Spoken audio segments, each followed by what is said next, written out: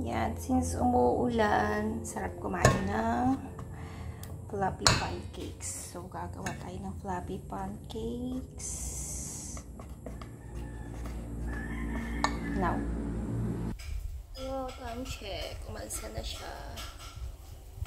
So, 12 minutes na. Nandun yung isa. Bali, dalawa. Lapit na. Spicy burger and the cheeseburger. Yan. Ito yung nilagyan ko ng cheese. And the other one naman is yun, hindi. So, classic lang siya na bibingka. So, depende na lang kung lalagyan siya ng cheese. Kung anong gusto niyo kung lalagyan siya ng cheese. Or, wala. So, ito yung may cheese kanina. Na-melt na siya. Ayan, nag-melt na siya. Pero konti lang kasi tinay ko baka masyado na siyang maalat kasi nga dahil sa